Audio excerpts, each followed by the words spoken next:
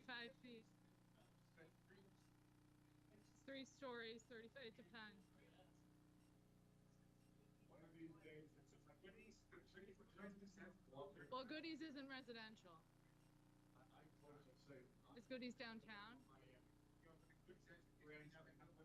On Maple Street? Yeah, that's a whole different zoning district, so that height limit's going to be completely different. No. Industrial district, the height's 55 feet. You go down to Electronics Ave, it's 55 feet. Yeah.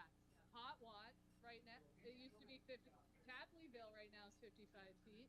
Its underlying zoning's industrial. Well, it's industrial over there. So you would think it's 35, but Woodvale's 35. Yeah. You never know.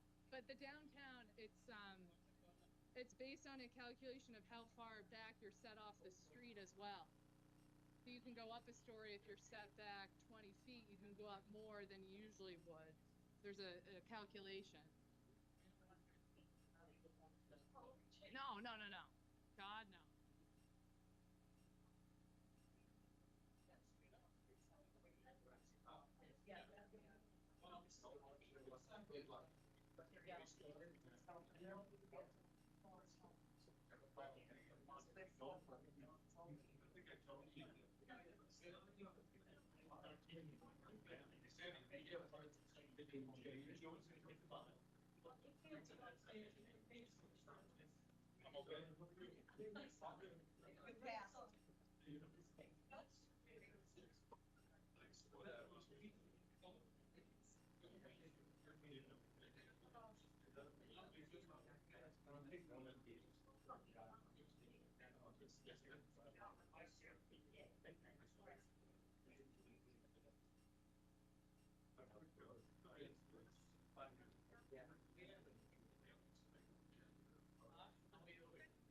Hey, Brinkley, so we doing? Good, how are you? All right. Right.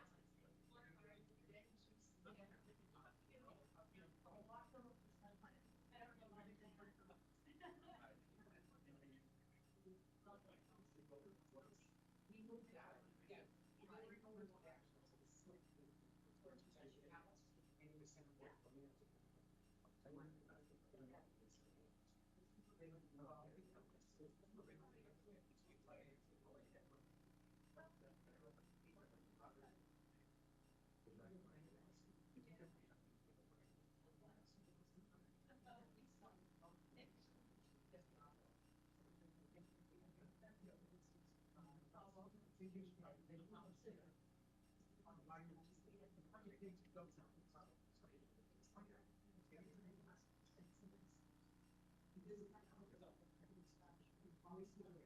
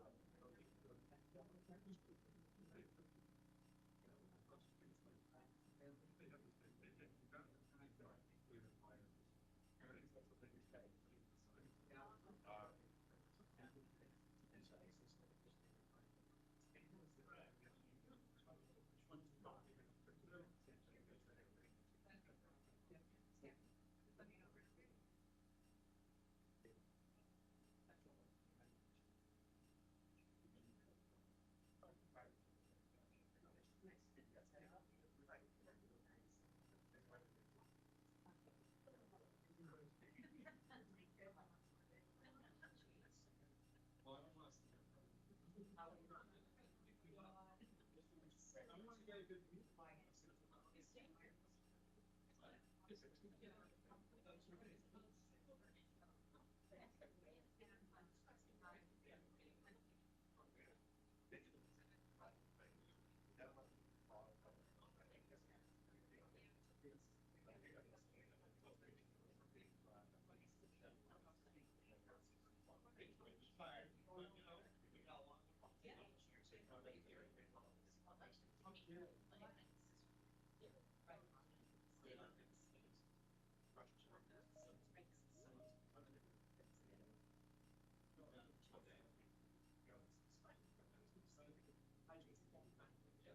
Hey, Devin.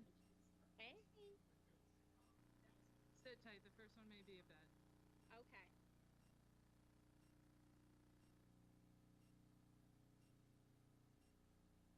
And feel free to turn your camera off.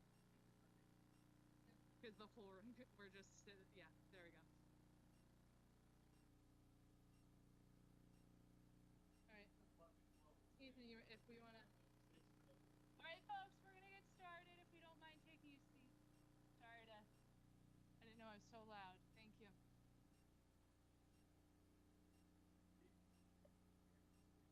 Meeting for September the 22nd, 2022.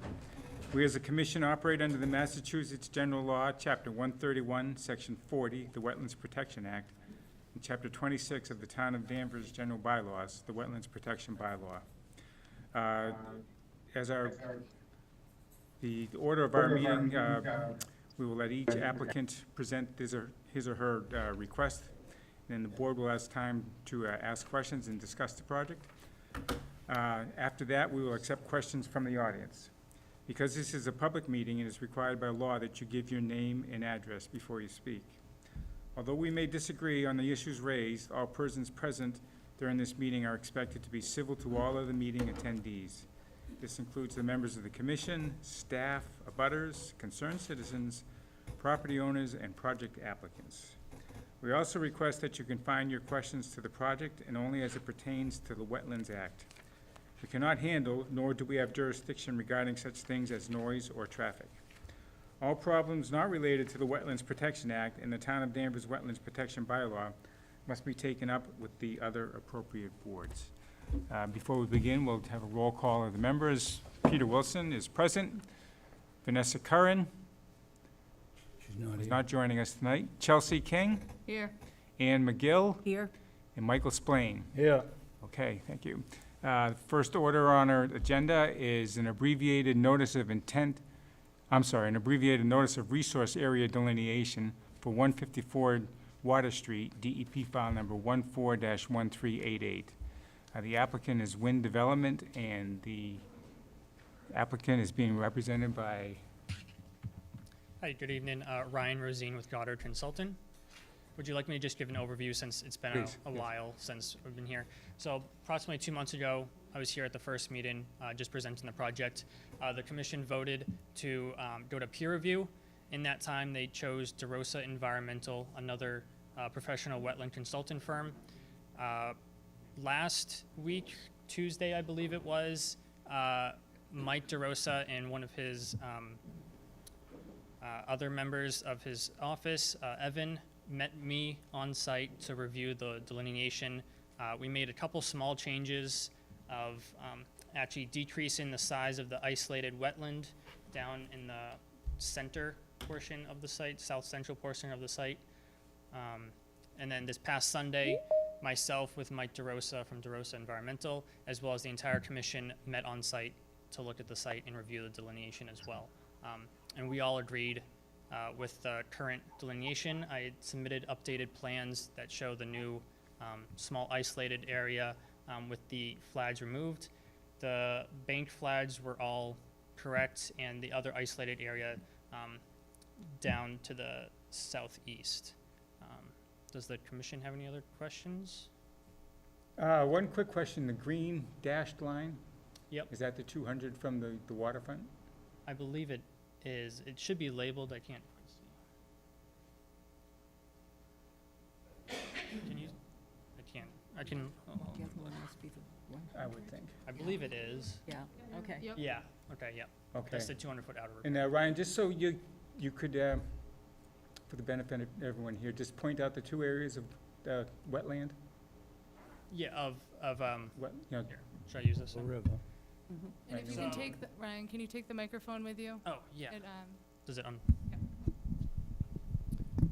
So up here we have the river, the bank. This is a seawall here, and then it becomes a natural bank all the way around to the property line is where we stop the delineation. Down here there's a small isolated wetland that's a steep slope in Phragmites, and then the other portion is this isolated area right underneath the power lines, and this is the one where we changed some flags here. So I don't know if, Georgia, you want to zoom into this specific area, so I kind of pointed out. So right here, so based on the lack of wetland vegetation and wetland soils, we kind of cut this area, this small triangle, and this bigger area right here to kind of just make a straight line right here. I don't know if, Georgia, you have the updated plan as well on here, so you can. Yeah, no worries. And that's what DeRosa determined, the town's peer reviewer.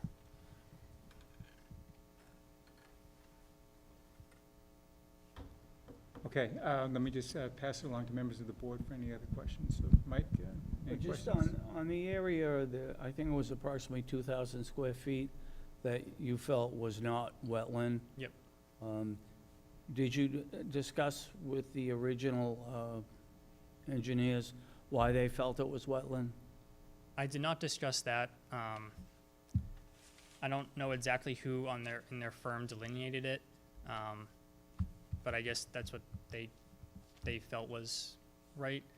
But myself and DeRosa, as you saw, both agree that this was the correct delineation. And I did actually get the complete square footage of those two areas that were decreased. So in total, it's 2,913 square feet. Closer to 3,000? It is closer to 3,000, yeah. Wow. I was just estimating when I had told you on Sunday. Okay. All right, thank you. All set, Mike? Yeah. Chelsea? Sure. Do we know when the last delineation was?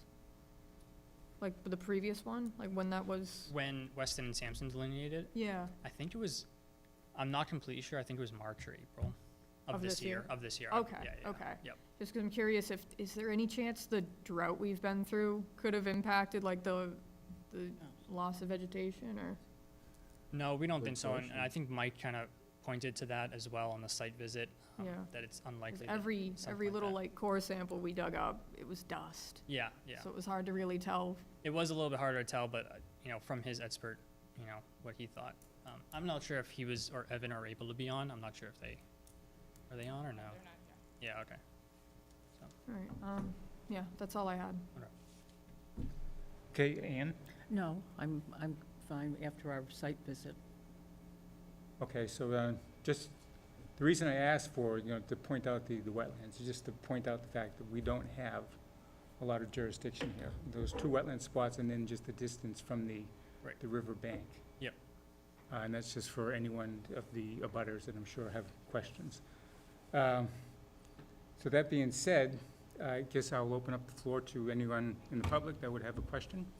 And just, I will call on you, please come to the podium, state your name and address, and then tell us what you think. Ned? Hi, I'm Ned Skomersky. I live at 12 Jacobs Ave. I'm not real sure on this map, but this area where it's up on a Sir, hill. can you bring the microphone, please? Oh, sorry. Just so the people at home can hear you. Okay. This area that comes off a slope, and I believe somebody dug, and there's a dirt area there. I don't know if you saw it when you came out. That floods like every single year. And it's a big flood because I've skated on it. So, I mean, it's not, I don't know if they consider that wetlands. It's at least wet for 8 to 9 months before it dries up in the summer. And you wouldn't notice the plants, I don't think, because they mow it in the summer, the farmer. So I don't know why that wouldn't be considered wetland, and it's all like right in here. And it's a pretty good sized area. So I don't understand why. Interesting. Well, we've had two different experts out there to. Yeah, but has anyone looked in that area? I mean, presuming we've it's lived right up there, the so street we from the, know. All my neighbors can tell you that it floods, it's deep, so. We walked right through that area. Right, well, Good, there's yeah. been a drought, and they mow it, it looks like grass, but I'm telling you, it floods every single year, so. That's all I got.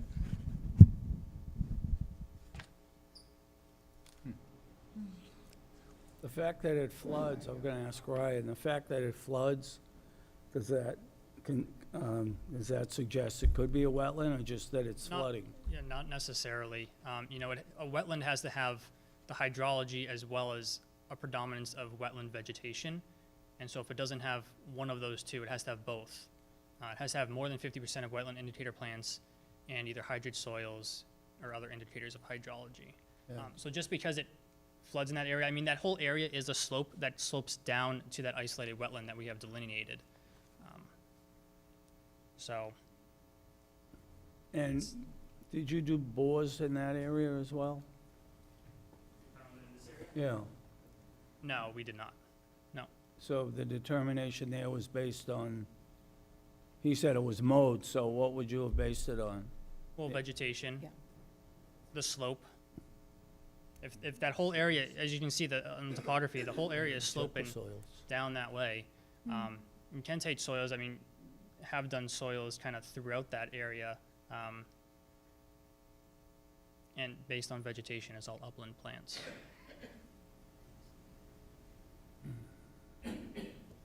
Okay. Any other questions, comments?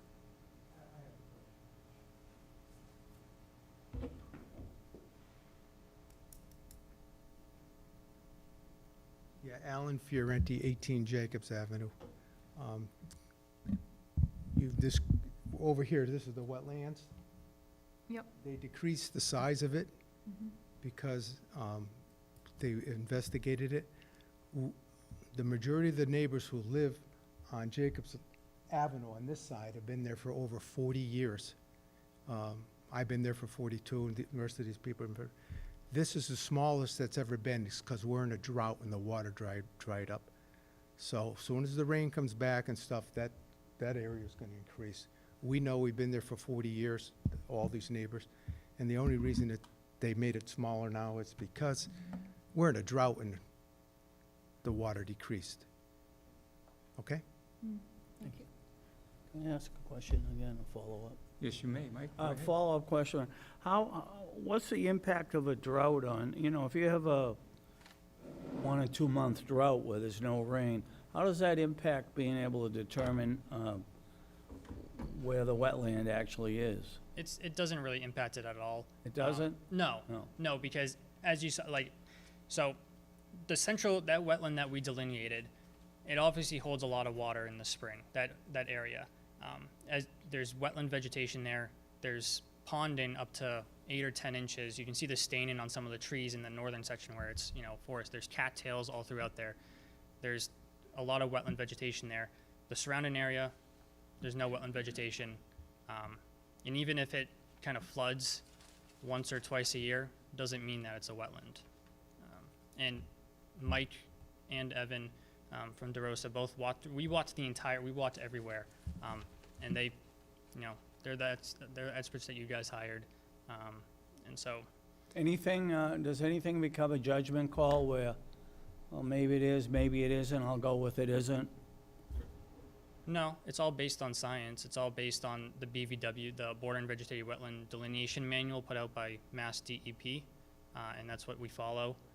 That's what we all I'm follow. only bothered, but now, when it was less than 2,000 square feet, and now it's 3,000, and I don't know why why the original engineers thought it was wetland and you didn't, and because you never talked to them to say, hey, wouldn't that make sense that you would have called them or said, look, we're finding 3,000 square feet, that's a big area, that you had as wetland, we don't, what can you tell me? I mean, I could have asked that. I didn't feel the need to. A lot of times, I mean, not a lot of times, sometimes, different delineators will flag something slightly differently, depending on their, That's what I'm saying, maybe Right. it is, maybe it isn't, and they said. I mean, well, sometimes some people aren't as proficient in plant ID, so they may have thought some things, especially, I don't think you want to tell them that. well, no, I'm just. I don't think Mike was it depends. deficient.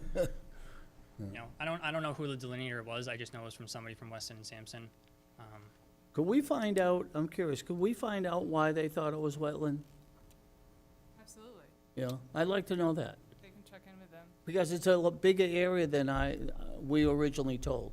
I do also wonder in terms of an ANRAD process where there is no development being proposed, they may be more conservative in their delineations and just give more, be more Give us more restrictive. wetland. Exactly. That's to what say we're that hoping. in turn, that way, in a general sense, Yeah. that buffer area is it may be a bit bigger, but it gives a more defined area. That could also be an instance here. But if you want me to confirm with Weston and Sampson, Is that all right with you? that's up Yes, to the board. that's fine if we can find that out, but that means we would have to postpone a vote Well, tonight. I do they're know, not, they don't have anything going yet. There's no construction going there. True, true. I do know that Mike DeRosa had previously done, helped on projects that Weston and Sampson had previously flagged, and he said that they are generally more conservative with their flagging, so they'll generally flag out a little bit more than maybe what is actually. But that's a whole area. A Yeah. whole separate area, not a little more of this area, a little less. It's a whole area, right? But it's also within an easement. It's not gonna be relevant. Yeah, It's I under mean- the power Yeah, lines, yeah, I know yeah, it's that. under the power Yeah. lines. But it still affects when you do calculations. Am I right? I'm not sure. I I'm mean, not sure. you guys saw that area and saw Mike's explanation for all of it. Mhm. Yeah. I mean, he pointed out all the upland plants that were in those areas, And the slope and was the pretty slope severe. all kind of goes right Well, down. they to may, there. may not agree with it. I just wanted to know why No, I know. they found it was a wetland and you didn't.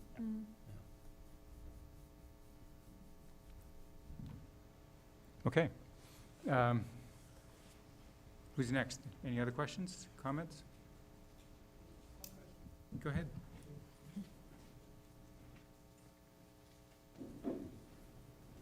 I've skated on that pond, just to let you know. It's every year. My name is Donna Kimball, 16 Jacobs Ave. And the main question I think we have is, we see all the activity going on. We saw the big equipment come. They dug 3 big holes, and then they filled them up and put markers. But even though they did an ANRAD, I thought you needed to, when you get your permit, you had to tell the committee what your plan was and it says in the wetland regulations and the protection bylaws and the Mass Wetland Protection that you need to submit in writing what your plan is, and you either have to deliver it in person or by certified mail. That's for an application for an order of Right, conditions so- to build. This is not that. I know, but what are they doing with this land? I mean, don't why are they know. doing it? We don't know. It's not, Nobody it's knows not an yet. issue at the moment. Yeah, there's no project being proposed at this point. They are just checking to see where the wetland resource areas are. Nothing is being proposed, there's no project. But there must be some intent at some point. There could be, but we aren't psychic and we can't read the minds of wind development. Oh, so. That may be so further down anybody the can- line. If you There's- find wetlands, you can just go down to the commission and request a permit to explore No, it? you can't. No, you can't. You So- would go forth and say, hey, we have an idea for this land. Then you would contact us for a, like a Notice of intent. A notice of intent. Then we review it, probably do another site visit, discuss it. That's when you guys would get notified and you would all come in to see what the idea is. And then an order of conditions, or we reject it. This is way, way down the line. This isn't even a first step. This is just checking to see. Well, it's just concerning as No, of course. I'm just, because I abutters, see all the yeah. concern here, and I'm like, I don't want people to think like, But they're not even the Home for the Deaf, if you know what I mean. Right, It's Wind Construction that's doing this, not Yes. the New England Home for the Deaf. right. So it's like, something's going on, and it's just, There could be, But it's we the- have no idea. They are the property owners, and it's within their rights to it. so the New England Home for the Deaf is the one that's requesting all of this? Peter, Huh? Mr. Chairman, do you mind if I, Well, let staff, Hey, why don't we talk to Sir. staff? so I just want to clarify 2 things. You had also noted there's some machines on site and had 3 big holes. Yeah? So I was that's a typical planning process. That was them doing the soil testing, soil investigating. That's part of the engineering It's nothing to do with they're building something. That's them getting information maybe to build something. We have no idea. So usually, yes, this is step one in an intent to do something. Right. But as Chelsea had mentioned, we don't know what that is. But the work that's happening, the work was just surveying, digging out soil testing plot sites. And then the second question was, wind development is the applicant on the application. New England Home for the Deaf is the owner. The applicant cannot apply unless they have sign off from the owner. So New England Home for the Deaf hired wind development or is working with wind development to fulfill this application. So if we determine that X number of acres are buildable and pass whatever they want to build out there, where does it go next? So this, if the commission is satisfied with the wetlands as shown, they will say, tonight, we vote to say this area on this plan is exactly as is, and that is valid for 3 years from the date of tonight if issued. After that, if nothing happens for 3 years, and they want to do something, they don't have to file an ANRAD again. They could just go right to a permit application, which everyone would be in the same room, same process. So they come back to this committee? No matter what, if there's any development or any building within the green line up here, we can clarify that, the green line here Yeah. towards the water, if anything happens in here, any alteration, which is soil disturbance, if they're ripping up to put in a little patio in the back, if they are putting in a septic system, if they're putting in any of that, they have to come back to this room, abutters are notified. This little isolated wetland has a yellow buffer around it, which is pretty hard to see. Yeah. Anything with, and that's the 100-foot buffer. Any work, alteration, or anything within that buffer triggers review from the Conservation Commission, and abutters within 300 feet are notified. So tonight, the Conservation Commission is saying, all right, we'll validate these lines if we agree with the expert they hired, who Wynn had to pay for our expert to go out and look at, and he agreed with reduce the size. If that's approved, that's 3 years in which Wynn can use this plan to say, all right, staying away from over there, because the Danvers Conservation Commission said this is a resource area. I may have gone a bit too far, I apologize, but No, that's fine. that may. Thank you. Would somebody come back at some point and reevaluate the open area to see the ponding that develops down there, the flooding that we have in the middle of the field? I mean, now that If we the have a commission drought, but give it required a that. few months with rain, hopefully we'll get a lot of Some rain. pictures. Would that happen? Are there any pictures of these? Huh? We must have. I don't know. I don't Yeah, I've have heard any. from several people, they skated out there, so then, Yeah, we all live there, so we see a it. picture would be good. Okay. Thank you.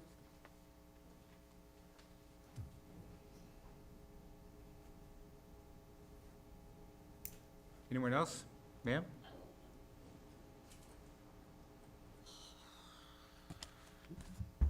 Sandra Lane, town meeting member, precinct 3, and I live on Jacobs Avenue, so I am affected by this.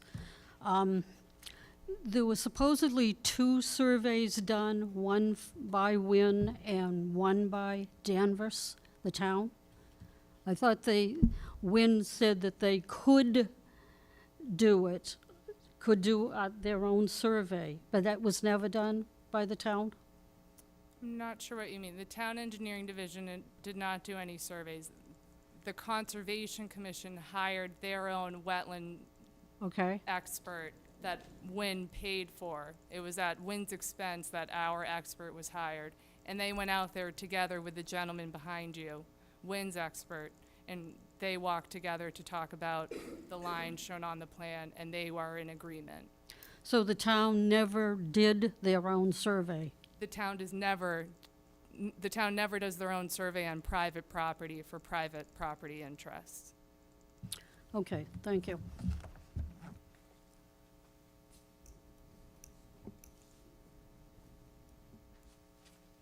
Anyone else?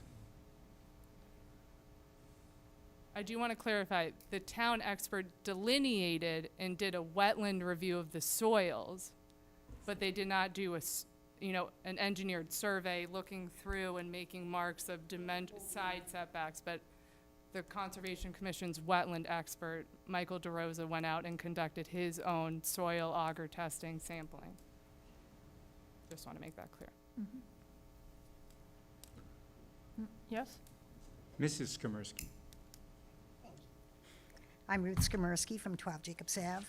And I know that you kind of went over WIN and the Home for the Deaf, but my question is, what is the relationship between the two? WIN and the School for the Deaf or the Home for the Deaf?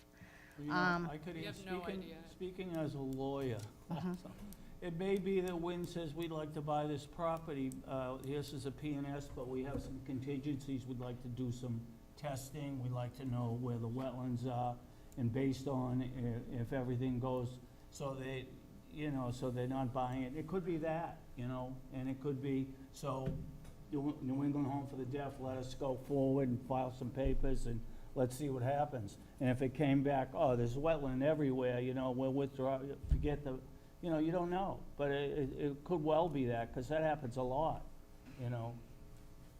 So my understanding is the Home for the Deaf is a nonprofit. They can actually sell off their land like that as a nonprofit and getting funding and all for the facilities that they've put up already? Depends on their Mike, as an attorney, what can you do?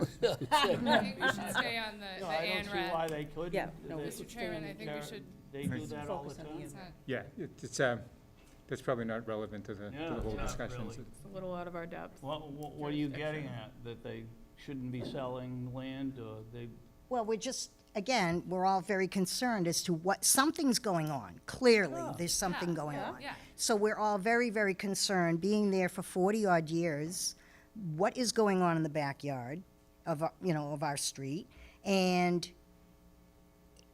exactly what is it gonna look like? I mean, Wynn is a very big company that puts very big buildings up. So my concern is, what are their intents? There's definitely intent going on, and, who's developing this what's the height property? restriction there, Georgia? We But can't yeah, answer those. What is So it? I think, hold on a second, Mike. not sure. We've already, Not relevant, Mike. Ruth, we've already discussed, this is just an application to delineate the wetlands borders. As Right. far as developers' plans or the property owner's plans, we don't know what they are, and we really don't have any jurisdiction over them. True. I understand where all of you are, No, and, right, but the other thing too is like where we see the wetlands, well, they're not typical wetlands in your mind, but they're soggy waters, they're soggy ground. When they do put up some structure, and I'm hoping people are thinking this through, that when they do start putting up structure, that's gonna divert this water and, well, there's a whole stormwater, there's a whole whole stormwater stormwater Going- plan analysis that goes into it. So just, I know it's hard, but just be patient. There's a process here that has to be followed, and we're at square one, barely at square one. There's a long ways to go. And if you have like concerns, 50 which you all years, that do, works. we will, we will listen. Okay, all right, thank you. Mr. Chairman, I think a good example would be the Denny's site at Endicott Street, Oh, on yeah, Endicott yeah. Street. If anyone's familiar with the old Denny's, that motel, the Conservation Commission Right. about a year ago now, or maybe a little less than, an ANRAD, the same exact application was filed. We have no idea what the proposal is for that site. I would love to know. If there even is one. But- Yeah. We'd But love to see something. They had go a there. development team, bought it and said, all right, we want to first figure out where the wetlands are. Yep. It's been 6 months. I haven't heard from them. We may never get anything, but the commission went out, hired an expert, did a site walk, answered, that one does not have as many residents around it. But the same process was followed, so that's a 3-year, that line is valid. But that was about 6 months ago. We haven't heard much. We could hear something tomorrow. Who knows? But we have a plan on file. So that is, I would say, a very similar example in the process. Georgia, how long is that plan good for? The 3 ANRAD? years. 3 years. 3 years on the Yeah. ANRAD. Yeah, so 3 years. then it would have to be a new, A new delineation delineation, done. yeah, they would Yeah. have to go back out. Okay, Mr. Chairman, may I add something real quick? yes, you may, go ahead. So I understand all your concern, and I hear you. But there is nothing proposed right now. I just want to make that clear, and how George and the commission has made that clear. This is just to confirm the resource areas, so in case anything does happen, they know where it is, and if they have to come back to the commission, they will. In response to, all you guys talking about that area, how that area kind of ponds in the winter time, you can skate on it. That's fairly typical. I mean, the ground is going to freeze. It's grass, it's not forest, so the ground freezes to a certain depth. Water has nowhere to go, so it's going to sit on the surface. It doesn't stay there long enough to develop hydric characteristics, hydric soils, or wetland vegetation, and so that's why that area was not flagged as a wetland. Well, it couldn't because they mow it. They mow it 3 or 4 times a year, so I don't care what kind of plant you have, if you mow it. So then it's not a wetland. If they continuously mow it. Right in between the poles for the wetlands, and went right through it years ago. Well, the power company has the right, so this isolated wetland that, is actually in the wetland, there's a lot of trees and shrubs that grow there. The power company has the right, every so often, they just cut everything down to the stumps. They did that this past winter. Right, Yeah. I understand that, but So- they used, the farmer, when he mowed, he went right in between the 2 poles, right where the wetland is, right behind my backyard, and used to mow all that. And there were none of those plants till they stopped doing it. So can I ask you what the farmer does with the, He feeds it to his cows. so there are I'll tell you, they're on Pulaski Street. there are agricultural exemptions to the Wetlands Protection Act. If an area has been in agricultural use, then there's certain exemptions that they're allowed to do, like mowing. So if that area, wasn't mowed and in 20 years it became a wetland, then it could be delineated as a wetland. But as of now, it is not and has not been for the foreseeable past. Excuse me. Please go to the podium and say, 16 Jacobs Avenue. The area, You Can need you the bring the mic. microphone with you, sir? Sorry. People at home are watching, they want to hear. all right. The area right through here, the entire field is full of woodchucks. Yep. And the only place they don't dig and put their homes is in that wet spot up here. And they never have. So if that leads anything to it, then it's something to look into. I mean, if the animals are smart enough not to build there, then it's wet. Does not make it wetland, though. Wetland has Yeah, specific yeah. Well, definitions. no, but I mean, 7 Yeah. months out of the year is a long time for this to have moisture form on a it puddle. and not be wet, not be considered wet. Wetland has a specific set of characteristics. It's not just literal land that is wet. Right. So if this the- area doesn't meet those characteristics because the soil doesn't have the specific qualities, and the vegetation that does develop there is not wetland vegetation, it's upland Because vegetation. it's been planted. It's been cut Planted. and planted. It's They have wild, plant- it's they been have mowed, planted but I don't think it's been alfalfa. planted.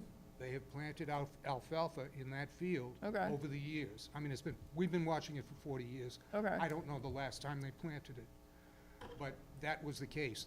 They cut everything back. The road wasn't there, the second building wasn't there, but the entire field was planted with alfalfa, Right. which is gonna definitely cut down on what new plants can spread to the area if it's right in the middle of nowhere. Right, so, but with the alfalfa in place, that means it's not a wetland. Well, if alfalfa will grow in wet land. But it's not a It's not a wetland defining by plant. the all right, definition. that's Okay, guys. beyond my abilities. at least. Okay, anyone else? Nope.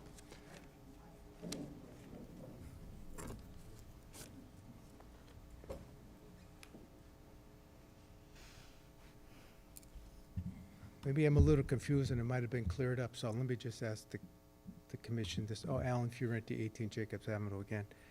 This is the ANRAD submittal by the applicant. This is the Town of Danvers regulations, which we've read. This is the bylaws, and they state they're gonna meet the Massachusetts Section 40 sections. And in these bylaws, it says, not only are you gonna meet them, you exceed them. So when I went through this document, I found out that not only do you identify the wetlands, but there's a requirement in Appendix A of the regulations for the town of Danvers and Appendix B in the town of Danvers regulations, that they identify the plans of any activity, not only just so you can show, these are the wetlands and this is where you can build, but this document, the regulations, the bylaws, and the state law says that you must identify in the plans any buildings, structures, pavement, landscaping, storm drains, to see if it will affect the wetlands and the river and the buffers. And it's all in Appendix B. Sir, that's for Which- proposed alteration. They're not proposing any alteration on this plan. Okay, There- but So here's that's the confusion. applicable. There is no plan. I know. There's no Here's the alteration confusion, then let me just ask this question. Yeah. I thought I heard somebody say, can't build here, and this is the buffer zone here. So if they build in here and they're staying within that area, they don't have to, they don't have to submit another ANRAD to see You if, don't need to submit another ANRAD, and if they're outside of the jurisdiction, then they would not need to submit anything to the Conservation Commission, if they're outside of the Conservation Commission jurisdiction.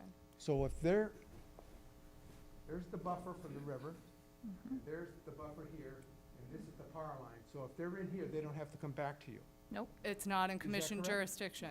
Correct. Then why does Appendix A and B of your regulation and bylaws say they gotta come back and let you know that if they're building something here, In the jurisdiction, the whole bylaw is only applicable to jurisdictional areas. So the whole headliner of that whole document says this applies to land within 100 feet of isolated or bordering vegetated wetland or the 200-foot riverfront area. So the same way as this gentleman's house is not in conservation, so he does not need to submit a plan. That area is not in jurisdiction. If there was work there, all right, so there would be maybe I should nothing ask it a triggered. different Another, way. I mean, planning board maybe could trigger another board, Yeah. could So trigger if they're engineering gonna put a- division and everything. I understand. So if they're gonna put up a structure and they're in this area, and they're not within the restricted areas and the buffer areas, they don't have to come back to you. Well, that's the whole point. If they don't run afoul of our bylaw, they don't have to come in and ask for any relief from us, Yeah. because. Then why they- does so Appendix they do A and the B of ANRAD the, and say, we know where we can be, Then why without does- running afoul of the bylaw. then why does Appendix A and Appendix B of your regulations state they've got to, they can build here, but they gotta tell you where the pavement is, where the storm water runoff is during construction, the final plan, so it doesn't. If it's Right. in If it- It jurisdiction, has to be in jurisdiction. if they are beyond the green line or in the yellow line, then they have to tell us all that information.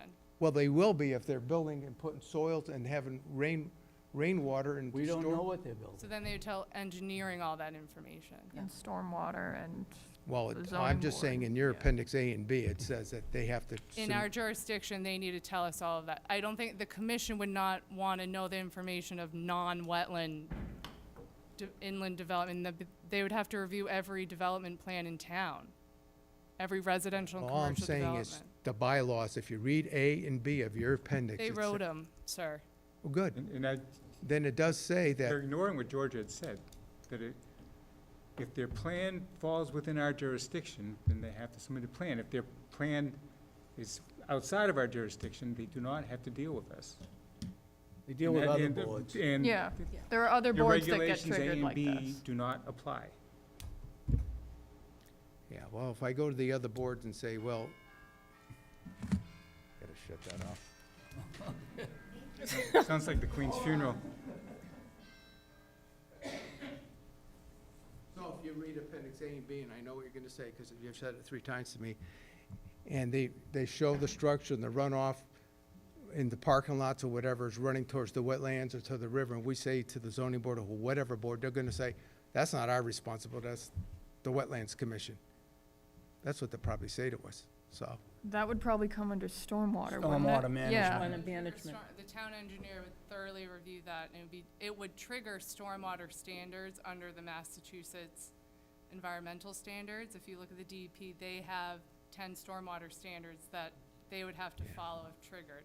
May not be in Conservation Commission jurisdiction, but it would have to go through a very thorough review for stormwater and planning board. Okay, I'm just saying, I read Appendix A and B, and it's, gives about 30 things you have to meet. So it just shows it doesn't affect something way over there if you're building something.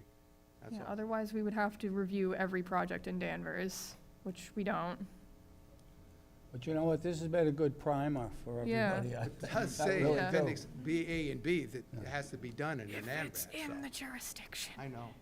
Would you, No. would you It's be not, interested in that's why our joining us? jurisdiction is so wide. We've got 100 foot, 200 foot at the riverfront. All right, Anything no, within that. All right. Okay, I'm just gonna, I think I'll speak for the board. Seems to me that we have a couple questions we want to have answered.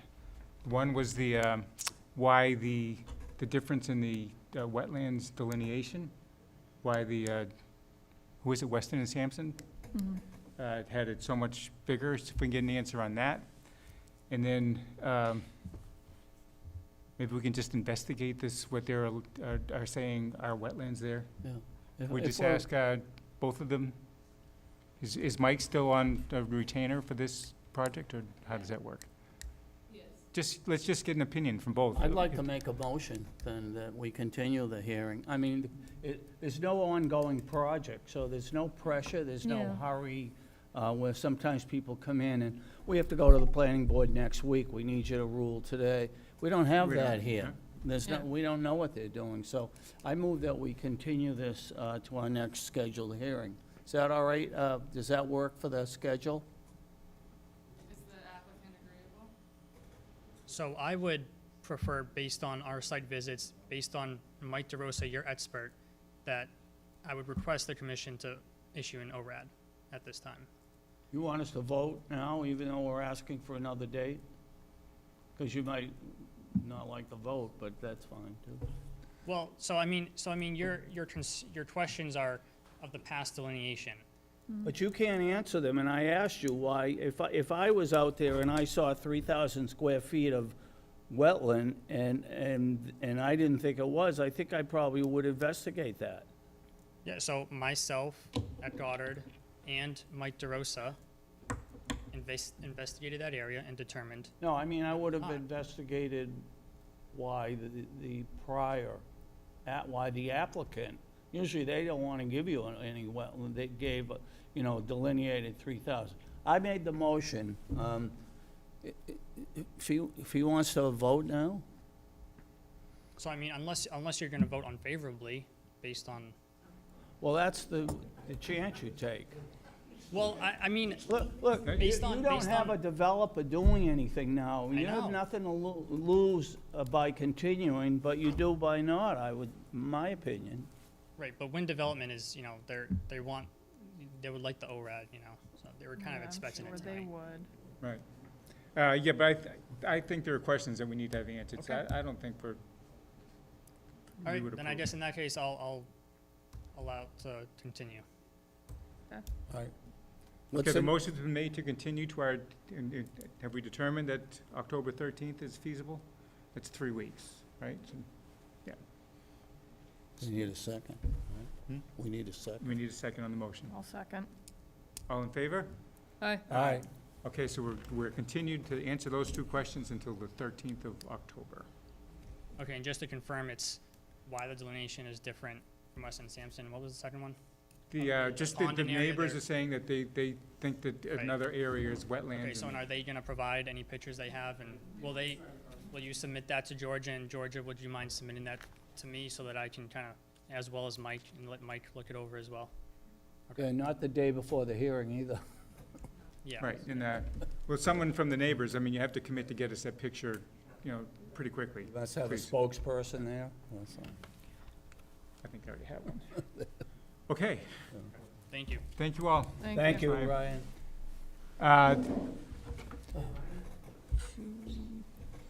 October I 13th. thought we were more than fair. Yes, we were. Okay, next up is a notice of intent for 7 Chevalier Ave, DEP file number 14-1386. The applicant has requested to continue to October 13th, so if someone can make a motion to that effect? I'll make a motion to continue the hearing for 7 Chevalier Avenue, DEP file number 14-1386 to our next meeting on October 13th. Is that it? I'll second. All in favor? Aye. Aye. Okay, so we'll try that one again in 2 weeks. Notice of intent for 367 Maple Street, DEP file number 14-1391. The applicant is the National Veterinary Associates, and I understand that Devin is here representing the applicant? Good evening. Sorry, I missed my cue. I apologize for not being in person, but I am here tonight on behalf of NVA. Also with me tonight, I have Russell Tedford, project engineer. And we were before you in regards to this project and have submitted a form of response to comments of Conservation Commission's concerns. And then we also went under a site review by the engineer, which Russ can note after I go through the Conservation Commission comments. And then we hope to answer any questions and look for an order of conditions. But yeah, and then we also had a couple of site walks. I unfortunately wasn't there, but our project engineer, Charlie Weir, hopefully led you guys. And I heard it went rather well. Obviously, coming out of that, we had a few comments, them being due to the slope of the existing parking area on the southern side of the building. We provided a silt fence and straw wattle, which have been added onto our revised plan sets. Hopefully you were able to look at that and review, and that was satisfactory in best management practices. We also provided, in response to a comment about snow storage area on sheet C3 of the plan set. We did provide I believe it was, and Russ, you can actually note on this, a hatching and notes on the slope to add in an erosion control blanket, but there was no detail added onto the permit site plan set. So we would ask the commission, if they approve this evening, if that could be a condition to make sure that we do have an erosion control conditioned in there on that area for slope stabilization. It's the area, just for those in the public, that has a presence of washout. And then I believe our last comment was just to extend the existing wire mesh along the 4-inch PVC pipe fence along the southerly drive aisle within 6 inches of the existing grade. So we have provided new notes that the wire mesh to be extended and filled where necessary on sheet C3.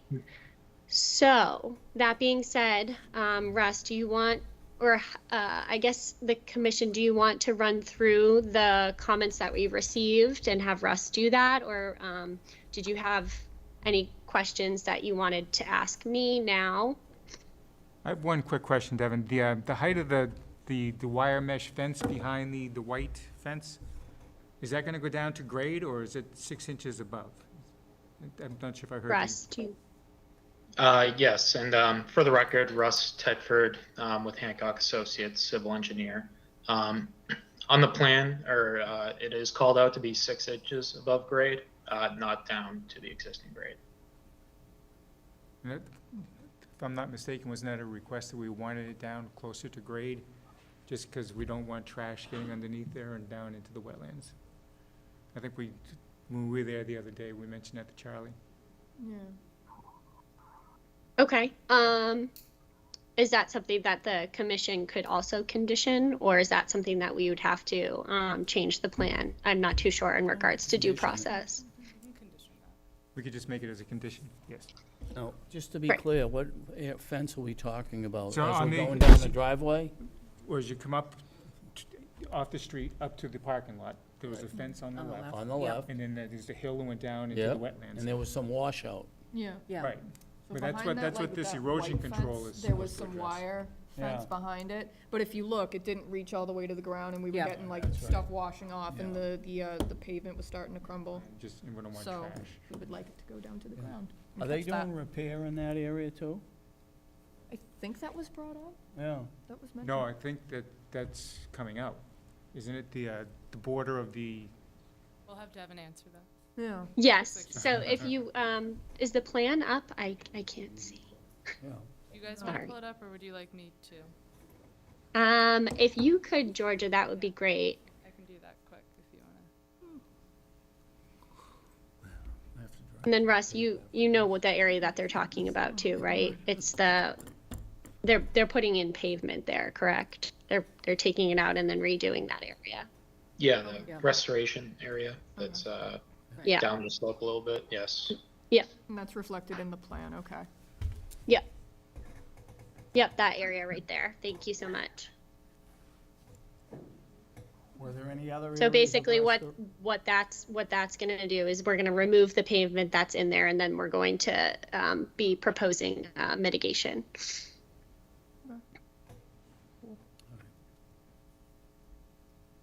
Does that answer your question? Yes, it does. Were there any other areas of restoration, or was it just there? Yes, actually, it goes along. We did provide a landscape plan. It should be in that set, Georgia. Yep.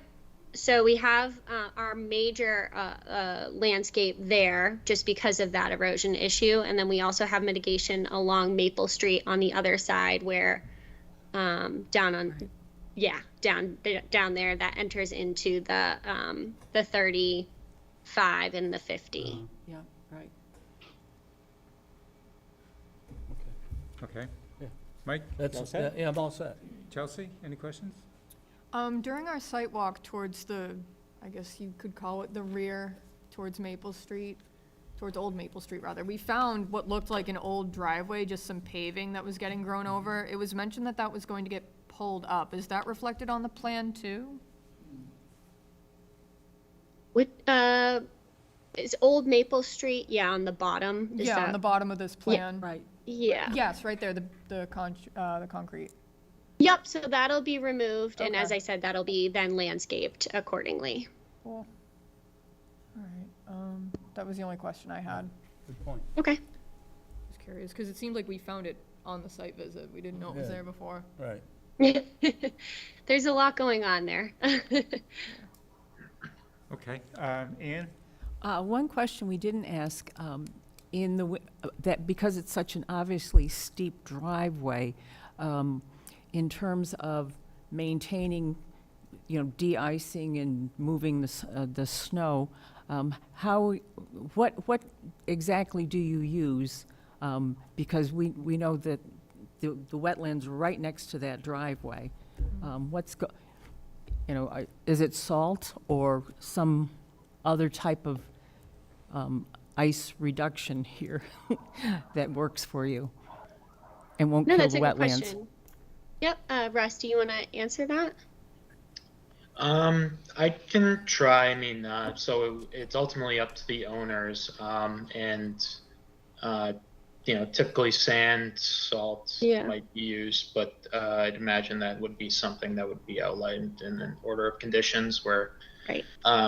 you might prohibit certain types of treatment, and I'm sure that's okay with the applicant in terms of how you would like them to treat the area. Yeah, can we And ask the staff, applicant- is there an environmentally safe way to, that's a steep driveway. That to- is, It is to- a steep- Really, so that people could safely still drive up and down? There's definitely pre-treatment options too, so I think a lot of the more corrosive and things we don't like to see are what people apply after ice occurs, but there are some treatments you can add to the roadway before the storms that also help with melting, and I think there definitely are environmentally safe. And I also, this may be silly, but I know from a personal experience, dogs don't like stepping on that I was ice, just gonna that say that. salt I was and gonna say stuff. too, yeah. So the Bad hospital for may the already paws. use, Yeah, it hurts them. they may already use something that's more environmentally Yeah, I'd paw imagine they friendly. do something. But sand is also a good Do we know what they alternative. do now? I don't know what they do. The applicant is actually on right now. Ginny, are you able to kind of note on what is currently used for snow or ice on the site?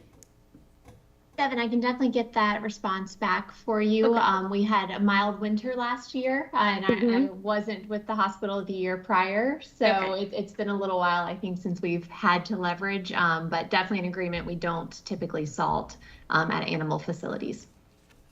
Great, thank you.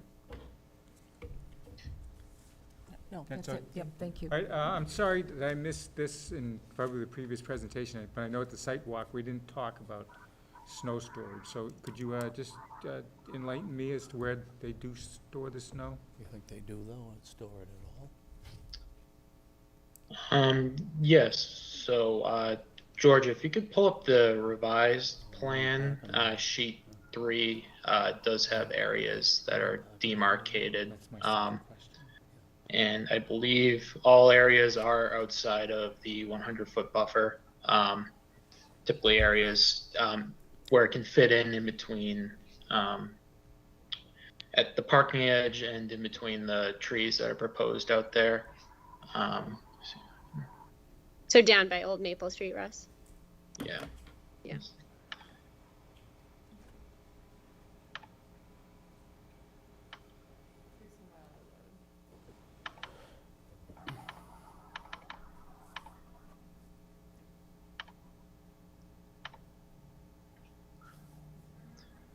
Okay.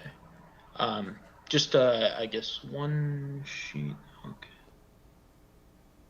It would be on sheet 3 if it were yes. Your head is where the sheet numbers are on the The sheet inform, yeah, on that one right there.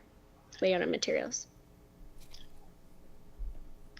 Yeah, so it's this dashed line here extends to the buffer in front of or in back of the curb there along the side of the driveway. In this area, as well as additional storage to the north of the drive aisle on the side the closest to the existing single-family house. And additionally, for the new proposed parking lot that's along the backside there, same idea. So trying to keep it out of jurisdiction. Right. All right. So in the new parking lot, just refresh my memory, that's not within our jurisdiction at all?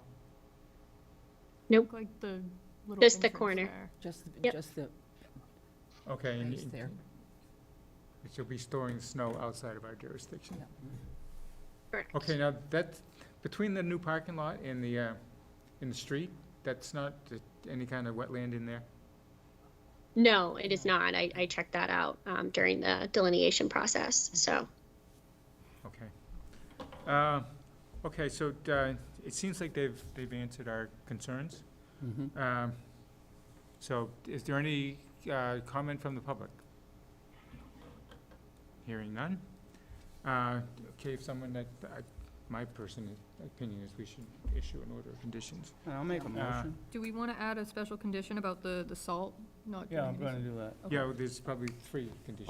I'll make a motion that we issue an order of conditions for 367 Maple Street, DEP file number 14-1391, that as conditions that remediation be done in accordance with items shown on the plan, that the driveway identified from the back of the land to the old Maple Street be removed, that the applicant in treating for snow and ice use environmentally safe practices that could inform staff of what they intend to do, because given that that driveway is right next to the wetland, to avoid that the fence along the driveway be at grade, not 6 inches above grade, to keep debris out of the wetland. And I think that pretty much No, is- there's one other, they didn't Oh, have any detail. no snow storage in the buffer zones? And And the erosion control And blanket. the erosion control that right, wasn't on the yeah. plan. Yeah, that's- The special and the permit. erosion control, yes. Thank you. All right. All right, George, you have all those? Yeah. Okay. That's the motion. And motion's been made, is there a second? Second. All in favor? Aye. Okay, good. Thank you. Good luck. Thank you, Nat. Thank you so much. You guys have a wonderful night. You as Okay, well. thanks. Thank you. Okay, no, that- All right, We have one more? now I know why all these people are here. Okay, the next is a notice of intent for 5 Cortlandt Road, DEP file number 14-1393. The applicants are Gail Bernard, and their representative is William and Sparages. And I'm gonna recuse myself from this one because I have a personal connection to the applicant. Okay, Okay. good enough. All right. Thanks, Thank you. Chelsea. Yep. So we'll Have see a you good next night. time then. You're leaving then? Yeah. Are you coming back for closing business, or you're all? She doesn't need to, does she? We already teased her about that, Mike. Oh, okay. You missed the jokes. See you later. I'll see you around. Yeah, bye-bye. Okay. Sir, Thank you, you Mr. can- Chairman. Thor Akerley, wetland scientist and registered sanitarian with Williams and Sparages. Thank you guys for continuing to offer the hybrid mode. It's definitely hard to get away at night with a newborn at home, so I appreciate that. Tonight we'll be representing Gail Bernard. She's been the property owner since around 2005. This is an existing single-family house lot. And excuse me for a second, but is it okay if I share my screen here? Yes. Or Georgia, do you want to pull up the plan, or either way? I think Thor, it'd be best if you did. That way we can Sure. see your mouse if we want to try that, please. Okay. Let me just. It's easier for me to Open I sh- can, So this is about a 20,000 square foot lot in just south of Run 128. It is north of the intersection, or I guess east of the intersection of 128 and Elliott Street, as part of a pretty dense residential subdivision around Foster Street. We have existing condition-wise, an existing single-family house, paved driveway that stretches around the back of the house, a wooden deck, stairs off the driveway here, and then stairs down here into the lawn area. The other side of the property is occupied by a shed. The existing edge of disturbed is highlighted with this beige color here and is shown along the perimeter of the yard here, and then everything within this area has been maintained as lawn historically. And a little background for the commission, I'm sure most of you are aware at this point, but the applicants and property owners did try to install an above-ground pool at their property. At this time, the pool was installed. It was a 20-foot wide round pool. They brought in sand in this location here, tried to level it. It's not a very steep area, but for an above-ground pool, it has to be very flat. So there were an attempt to level that area there. So the grade, I guess, on the lower side was probably brought up by about a foot or so. That sand is still there right now. It sounds like under Georgia's or the commission's discretion, they added an erosion control line at some point after somebody called the commission about this, which is highlighted in this beige line here. At the time I did the wetland delineation, this was still up, and this is silt fence, existing silt fence right here. Resource area wise on the property, we have, well, really, I guess the larger system is really off the property. It's shown here as the A series, A1 through A11. It's a large system, not too large. Can you see this Oliver picture okay? Yeah. Cortlandt Road is right here. This is number 5. And there's a wetland system out back here at the end of Meadow Lane that creeps up in the area I showed, kind of along that property line and out back on the neighbor's property at number 4. In that area, a little unusual. It is a little bit higher. We have an upland section in here, which the elevation rises quite significantly on, and then it drops off to that lower elevation where we found the BVW. And then on this half of the yard, on the lower half, through the drainage easement, there's a small intermittent, barely intermittent stream channel. I would label it as. It did have hydric soils within it, and it did have, really was covered in jewelweed predominantly. There wasn't a ton of vegetation aside from that. There were definitely trees lower down in here, but we did flag that area here because, it did meet the criteria for a BBW, and likely because we just have such a high groundwater table out here, just generally, this area would seem to pick up some of that groundwater and convey it this way, which my guess is probably was the intention of this drainage easement back in the 70s when they built the lot. So water kind of naturally does kind of flow through here at times of high groundwater. And it looks like, although this was dry, back in June, July when I was out there, it probably does pick up some water during the wetter times of the year. So to highlight the project proposal, it really is a pretty simple project. As I mentioned, some of the work had already been done. The applicants were looking to create a level base for a 20-foot wide above ground pool in this location here. As I said, the sand is still there now. So they'd like to try to touch that up a little bit. And I know, I believe Georgia and Gail mentioned that they'd like to try to loam that and stabilize it better. So you don't have sand kind of eroding over time, as the base for your pool. It doesn't make a lot of sense. So ultimately, this would really, you'd pick up the grade on the back side of this pool.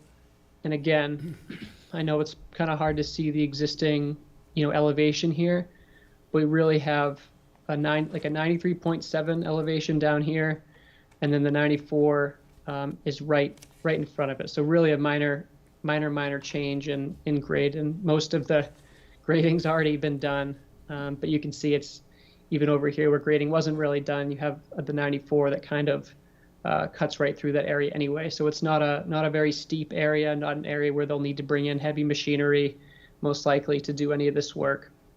And it would just create a level base for that pool.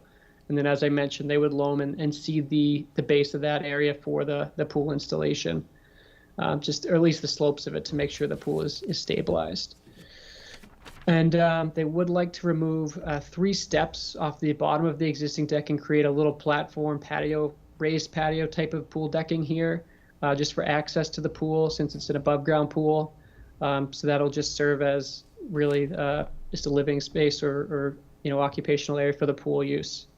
And then the pool is surrounded by a fence on the lower side. The building inspector sounded like requested a fence on the lower side. I had typically seen these on the above the water level on the pools in the past, but it sounds like that's what was requested by the building inspector. And then finally, just off the back of that grading here, they would like to hand remove some soil in here just to help keep conveying water in this direction. It obviously was dry when I was there, but the homeowners have said that during large storm events, Mother's Day storm, for example, they have got ponding on their property. And it's not surprising because you do have a wetland so close over here. And then water seems to, or the high groundwater table just seems to create an issue in their backyard. So they'd like to just really lower the grade in here by 6 inches to almost a foot in this area. But really, you can see over in here, we have a proposed 93. This is 93.09, so very, very close there. And then this is at 93.24. So that would only come down about 3 or 4 inches there. It's really just helping maintain that natural connectivity to this resource area, and keeping water flowing through the drainage easement as it was intended. As far as the bylaw goes, we showed the calculations in the top right of the plan here. We have a pretty large, fortunately pretty large area to work with. So 8,000 square feet of area within the no disturb zone, and then 11,558 within the no build zone. So the total proposed alteration within the 0 and 50 was 720 square feet. I accidentally looks like I had a typo here. This is supposed to read 720. So total alteration within the 0 to 50 foot buffer zone equates to only 6.2% of the lot. And again, this, just for clarity, this includes the 0 to 50, this area within the 50-foot no-build zone. So everything within 0 to 50 here, 11,558.4. So really not a lot of disturbance. And again, this is entirely within maintained lawn areas and seems to be a pretty reasonable project where there aren't a whole lot of alternatives on the property for, you know, any kind of recreational use. Of course, they didn't go through the correct permitting process, but that's why they're here and they're trying to do the right thing to correct what was done. I believe there was also some areas over here where lawn was damaged, and Gail and her family agreed to just help reestablish the lawn in those spots. So they may bring in some loam just to tidy up those areas as well. I believe Gail's on the call as well. If you have any questions, we're both available to answer any of them. Thank you. Could you just point out to us the 35, the 50, and the 100-foot buffer lines, please? Yep, so the 35 is right here. Yeah. This line that's highlighted in the lighter green wraps around here. And the 50 is right here, runs through the house and out to Cortland Road. And the 100 is way out here, so okay, nearly the entire property is on the 100 foot. Everything's in the, So, Yeah. in the Yeah. buffer. so Phil was brought in and the pool was constructed with no permits, is that correct? Correct. It's really sand or gravelly sand. I wouldn't describe it as like loam or dirt. The Phil was brought in, but this, I mean, you need permits to build a pool. Absolutely. You know, if there was a building permit, the building inspector would have notified you that you had jurisdictional issues with wetlands. So that's not good. I forget the other question I was going to have. Okay, I'll come back to me. Mike, do you have any questions? Well,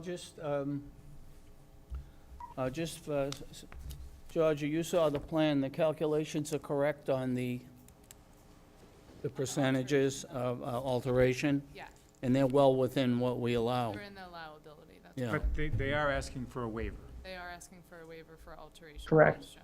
Well, they're in the 35, 50, and 100. I mean, they can't help that, right? I mean, Yeah, if they want the pool, yeah, they need the waiver. yeah. Yeah. Are they still looking for the pool? Yeah, so that's really the intent. The pool was already up. They brought in the sand and they put the pool up. Yeah. And then the pool has since been removed as Right. required by myself and the building inspector. And now they've filed a notice of intent for Yeah. the pool to do it You want to put the correctly. pool back where it was? Is it going to be the same location? I don't know where it was before. It is approximately exactly where, approximately where we show it here. It probably won't be the exact footprint, but in this location where the sand was brought in, they'd like to put it on top of that. I should also note that they do plan to remove it at the end of every year, so it would only be up in the summer as well. The pool? Mm-hmm. And will they be, so they would need to drain that pool somewhat, Yeah. you know? Yeah. They Well, would. Oh, sorry. Go Is ahead. it an inflatable pool? Sorry, this is Oh, Gail, so I'm the property steel owner. wall, I I did bet. want to mention that Take those apart every year? if it's possible, we would want to try to keep it up year-round with proper winterizing, but I'm not sure that is possible, so that's just something that we're considering. Is that a steel wall pool? Is that what that is? You're gonna have to ask. What kind of pool is it? It's an Intex, I don't know exactly what it's called, but it has, It's fine. yeah, it's a vinyl pool with the steel supports around it. Okay. It's a pretty standard pool.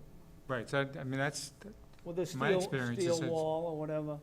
that's not something that's easy to take down. Yeah, that doesn't come down and go back up, Absolutely. generally. Right. They can, yeah. Typically, Okay. this homeowner has done that. Have you removed it and take it down the past 5 or so years? How long have you had the pool out Yes. there? Yeah, we've had it for several years. And it's the same pool? There's been different pools over the years. It's been, okay. In different But in your spots. experience, you guys take it down every year and put it back up? Yes. You'll have a That's the chance. plan, to take it down and put it up every, And she did just request, if possible, to have it up all year round, if that's something the commission could consider, it sounds like. well, I'm trying to understand, because I remember having a round pool years ago. It was up for 20 years. Other than bringing the water level down below the skimmer, you would, it's hard to imagine you would take it apart and have to put it, it's too much work. That would be ideal if we could keep it up as long as we're able to winterize it, as long as it's leveled properly. That's our goal. Do we have concerns now about, some pools we were doing, what, saltwater pools or something? The commission usually has their boilerplate standard to let it sit for 3 or 4 days before daylighting it out, and we would allow that standard. Eliminate the chlorine? Yeah. Right. Yeah. Right. I'm not even sure if saltwater pools are above ground or not. And could you talk about the grass area? Was that on their property, on your property? Hello? Gail, I'll let you answer that one. I think you know a little better than I do. Yeah, I mean, the whole yard is lawn where it's not wooded. So just with bringing in material, some of the grass is covered with the material. So we just want to bring in some more loam and regrass so that it's back to the way it was. I think that's all the questions I have. Okay. Ann, any questions? Do you have a pile of fill and sand there now? No, it was spread out. Okay, and so your intention is to level the land for the pool? Are you doing that by yourselves, or are you bringing someone in to do that? It was already done. We went around it the wrong way, unfortunately, which I apologize for. But yeah, it's already been done. And there was some small machinery that helped us bring it from the front yard to the back to level it. Okay, all right. One of the things that in your discussion is the flow of water in your yard. What is the issue with that? I read in the issue that you had a pipe. You put in a PCV pipe. Was that for drainage purposes? Yeah, since I've purchased the property in 2005, we've had some issues with flooding into the lower basement where my parents, who are both deceased now, had lived. We've had to rip out the flooring twice, and it's been getting worse over the years. An adjacent neighbor has been dumping into the wetland, and I've brought this forward before, and it was brought all the way up to DEP, and nothing happened with it. He's cleared his land, so there's no longer as much vegetation there absorbing the water. So I feel like between the clearing of the land and the filling of the wetland on his property, that our flooding issues are worse in our yard right now, and that's affecting flooding of our property. So anything that we can do right now to have the water flow from the wetland area quickly through our yard, hopefully away from our home, the better. So that's another one of our major concerns. So if we can, while we're leveling, if we can do something with a drainage swale, that might help keep that water moving quicker through the yard. That was something that we had talked about with Thor. Okay. Yeah, part of the issue is that the grade comes up in here a little bit. Mm-hmm. You can see it does start to drop off in here, but then comes up a little bit in here, and it kind of just stops some of the surface flow. So they'd like to just try to lower it on the back side of the pool to try to help any surface water coming through. Do you have a sump pump in your cellar? It's not a cellar, it's a slab. Oh, okay. So it's like a split level with the lower living level, lower living on the slab. So there's no sump pump. Okay. And the pipe, is there still a pipe in the ground in the yard, or has that been removed? We'll do whatever you recommend with it. It is there. We didn't want to move it once it was placed until we came before the Conservation Commission. But if it needs to be removed, we'll remove it. If there's something Okay, that what's we the can do purpose with of the, what did you hope the pipe was going to do for your yard? just kind of move the water through a little quicker, Okay, and move it where? just to the other side of the yard into the drainage easement where it's wooded and where there's vegetation rather than just lawn. Yeah, it's following the natural flow. Okay, thank you. All right, thank you. Go ahead, Peter. Okay. Is there any additional fill to be brought in? Do you need more fill as part of your plan? I don't believe so unless we need anything for the drainage swale. Okay. And who delineated the wetlands? I did. And when did you do that? This summer? It was in July. We have the date on the lower left corner of the plan. I think it And was. this kind of touches on our discussion earlier, is with the drought this year, what's your expert opinion as to the accuracy of your flagging? Do you think the wetlands were diminished because of the drought? It's a great question. I think for me, I've always been taught to rely on soils. You know, vegetation's obviously like the most important, but I don't hang a wetland flag unless I look at the soil, and the soil's not going to change from one dry season. So I am confident that our delineation's pretty accurate here. You know, I definitely areas up in here were visibly pretty dry at the time of the delineation. The real wet part up here doesn't really occur until you're out here, I would say, a bit further. But we definitely had hydric soils in here, and just as a general note, you know, no question it does hurt the ground cover, especially. Lots of ferns seem to be struggling, and the ground cover on the fringes of the wetland are definitely have been diminished this year. Okay, good, thanks. Now, just, I'm surmising that the water flows from right to left on this drawing, is that right? Correct. Okay. Yeah. And someone already asked about who was doing the grading work, is that right? Is that the pool installer that had done that? It was the homeowner who. The homeowner. Okay. Because the pool installer probably just did what was for the pool, but the homeowner did the rest of the grading work? I believe the homeowner is the pool installer. Yes. Okay, all right. Okay, we also have a question, so I was gonna open up to the public. Go ahead, What's the Mike. lot size? 20,444 square feet. Right. There was, somebody made a mention, I don't know if it's accurate, that there's some sort of easement to prevent blockage of the water flow. Do you know anything about that? For this specific easement, or are you referring to something I'm just about? referring to something I read that may have even been something that was provided us from a neighbor that says, I'm aware that the property includes an easement that states no activity that prevents or obstructs water flow. I've never seen something like that, so that's why I'm asking about it. No, that's a really good question too, and my understanding is that you know, you're not allowed to construct any kind of permanent structure within a drainage easement. You know, we tried to look up the easement documents, but they're pretty nondescript. But you know, generally, I believe the rule is that you're not supposed to construct any kind of permanent structure within an easement, because that would obviously significantly alter its purpose, right?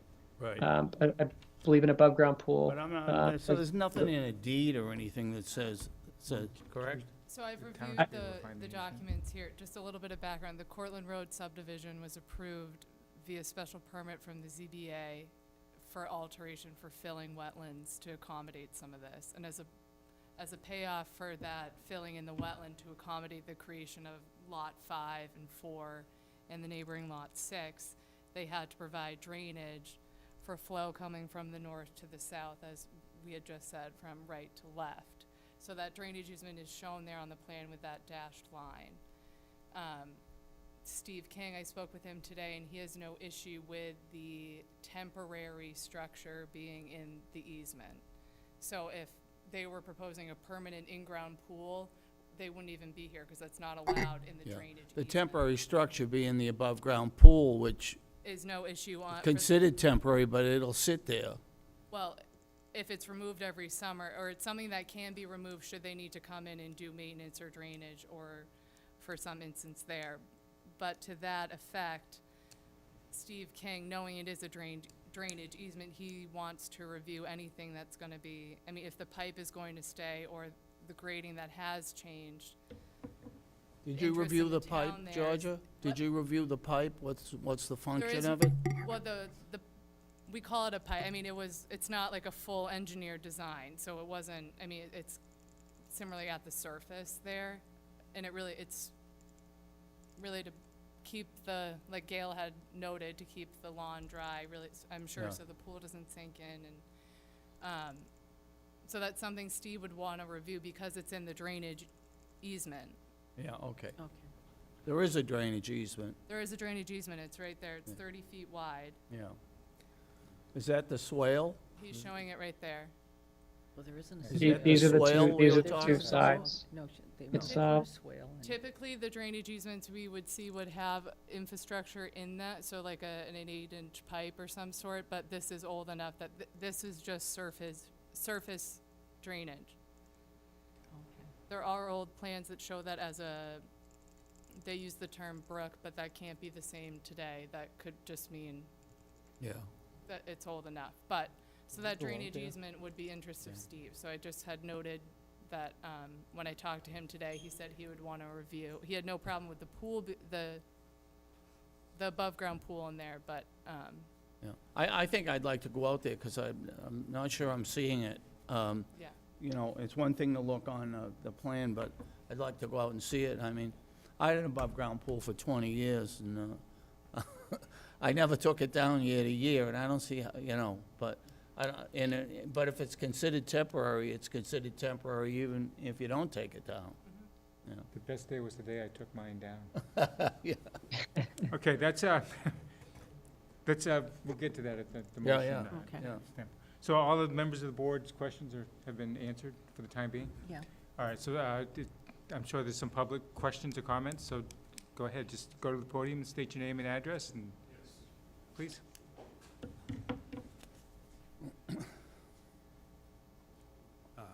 Kevin Gibbons, 76 Elliott Street. My property backs right up and has a farmer's wall along 5 Cortlandt.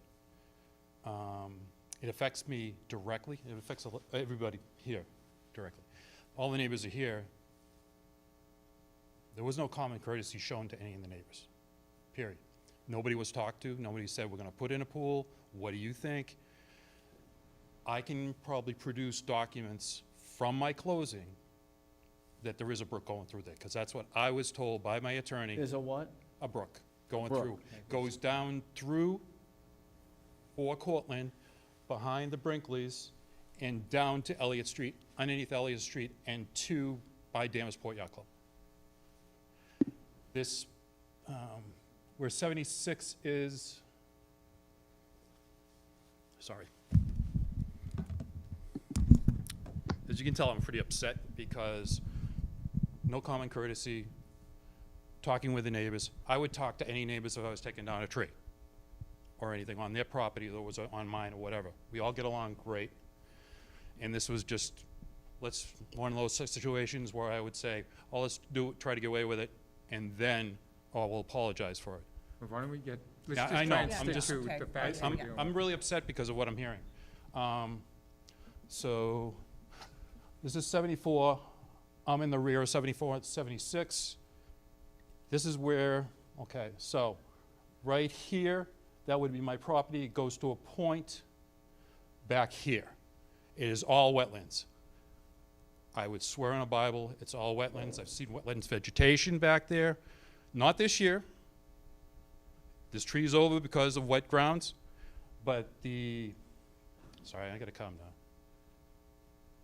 The land does bottom out in their yard. but it goes through the farmer's wall into my yard, over the other farmer's wall, which borders, I'm gonna use the Dolliver's name, or Gloria owns the house now, goes under her driveway. I don't know about any other drainage, when it was put in or anything, but that's where it goes. I mean, every 5 years, we seem to have a 100-year storm. I remember coming one day back from work, and my backyard, that area, was full up to where the grass is. And I checked the basement, nothing. The next day, checked the basement, the water is coming up through the basement. So they're not the only ones getting water. I wish I could show you the damage to the furnace. But it's really upsetting me that, and as a town meeting member, it upsets me that there was no common courtesy shown to any of us. They just went ahead and did it. I mean, I've met Gail once in the cul-de-sac when I was walking through, but I've never met her husband.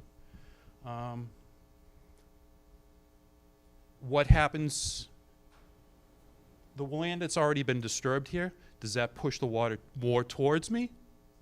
Does it affect me? And number two, what can I do? I know I cannot clear up to 30 feet behind my house, is that correct? And 76, okay, all right. But that's what I was told by my attorney. I could not clear up to 30 feet behind my house. So, but could I level the land, build a berm? But that would force the water more into Gloria's and towards their house, which I wouldn't do without asking. So, I mean, there was no common courtesy said. I don't know what the silt beds are.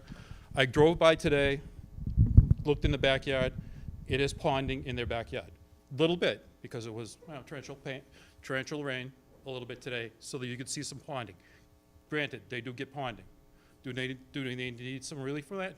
Sure. But they should have approached the neighborhood, and maybe we could have done something about that.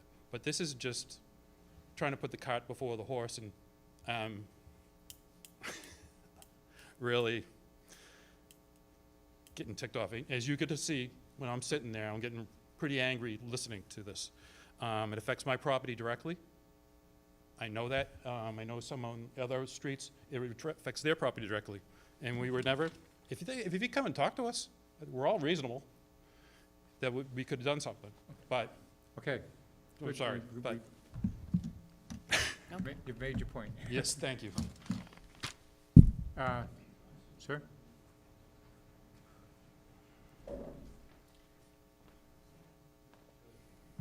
Yes, so my name is Brendan Ty. I live at 4 Meadow Lane, and I'm the one that filed the initial complaint.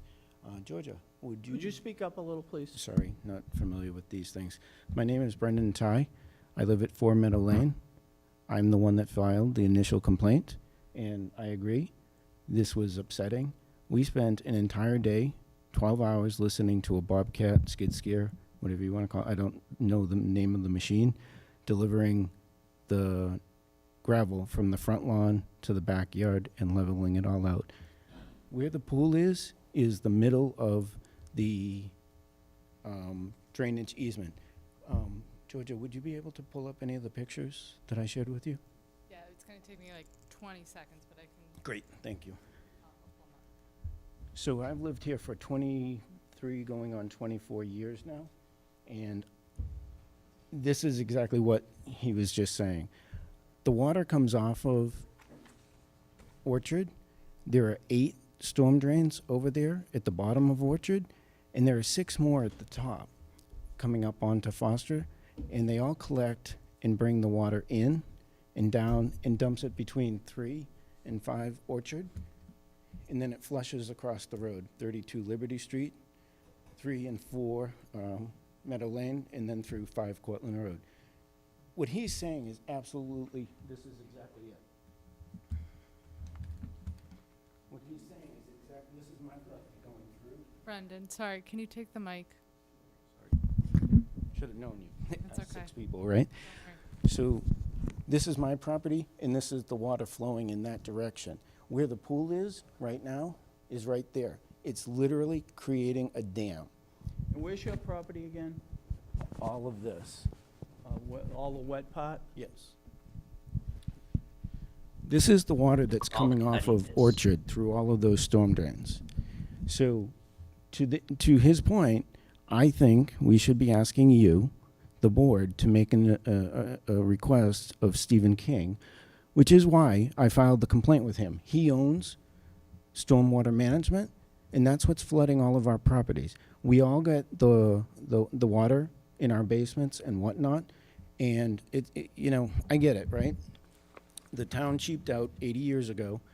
It didn't put in a proper drainage solution, but they put 2, 3, 4 tubes underground, and that's not going to solve. That's a Walmart solution for an industrial problem.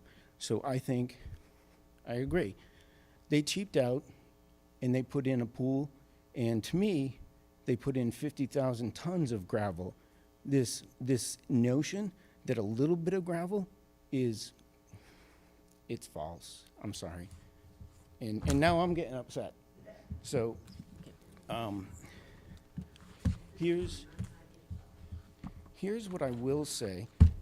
If you want pictures, I will show you pictures of the gravel that was dumped on their front lawn.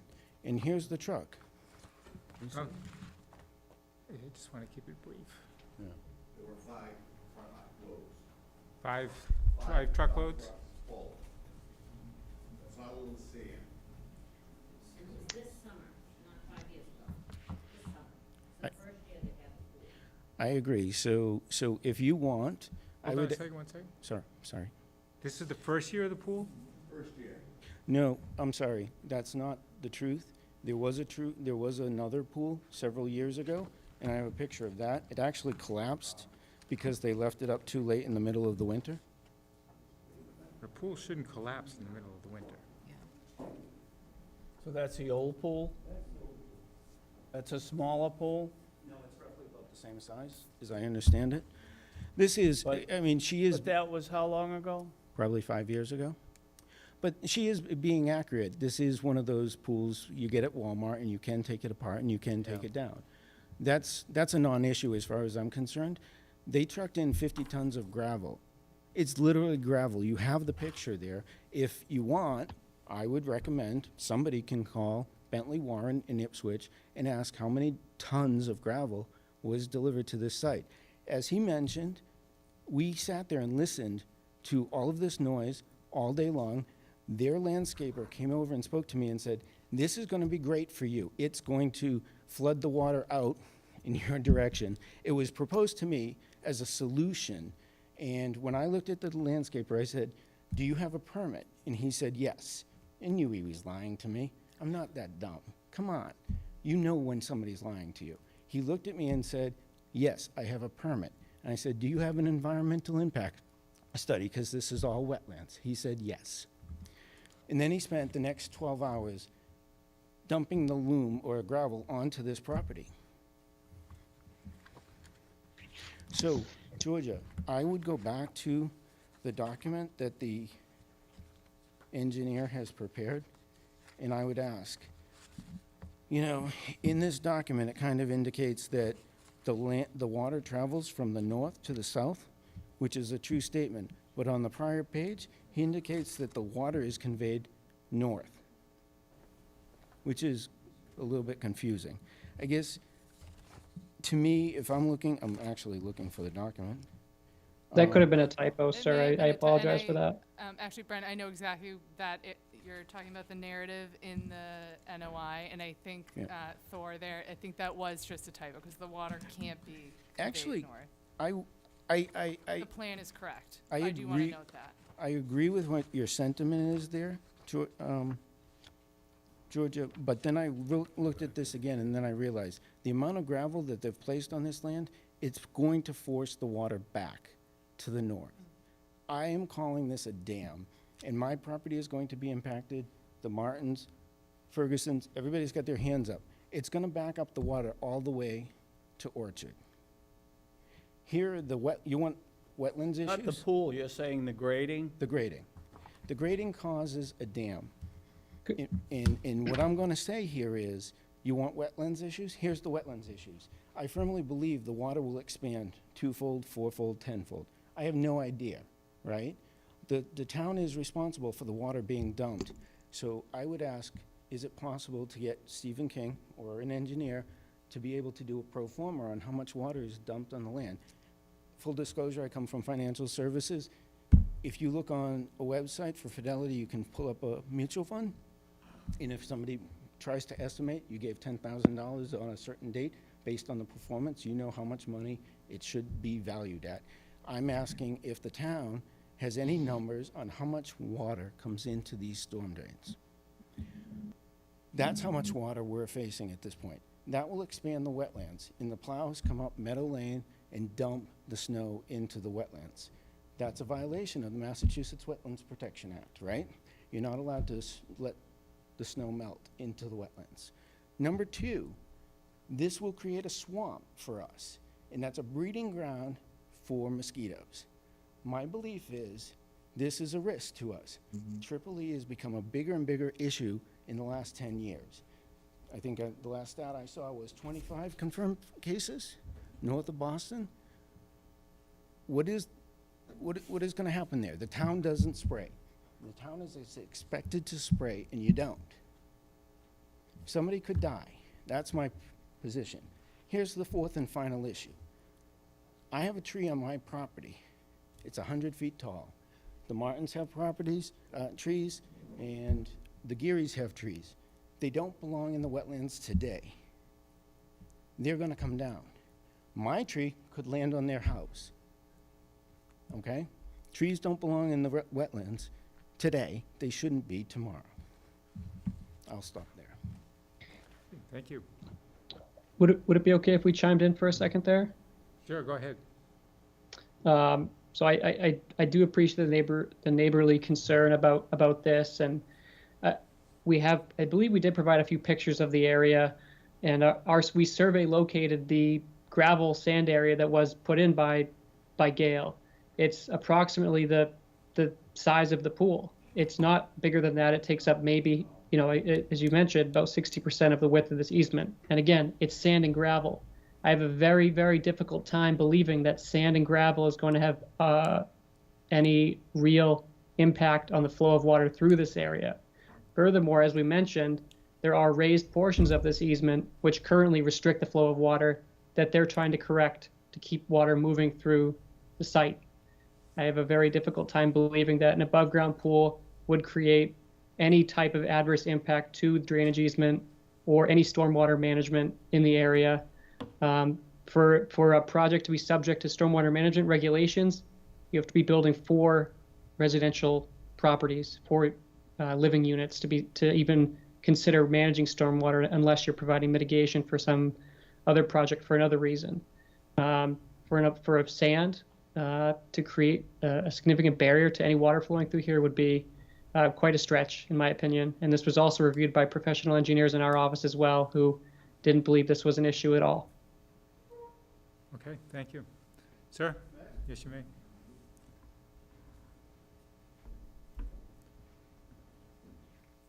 Everybody, Gary Ferguson, 3 Orchard Lane. I'm new to the neighborhood. I just moved in February. However, I know what's going on with this area, and I do have an easement between my property and number 5. There is an easement that the town of Danvers did about 2 years ago from the previous owner, had told me, goes right down through my property into a wetland area. What's the nature of that easement, sir? Is it like a gully or something? I have 2 storm drains directly in front of my home, and they go right directly to that easement. Underground? Underground, right over onto the property, which would be on Liberty. George, can you pull up the map of the bigger, broader one? I think that's the one you had, Thor. I'd like to see the Thor, streets. you don't mind pulling it up, but you don't have to. The mass mapper? Yeah, the map of the entire neighborhood. If you have it Yep. available, but I can. Yeah, I have it open here, if you can see that. This is us here, number 5. Oh wait, sorry, we're not seeing it. I think you have to reshare. Oh, hang on.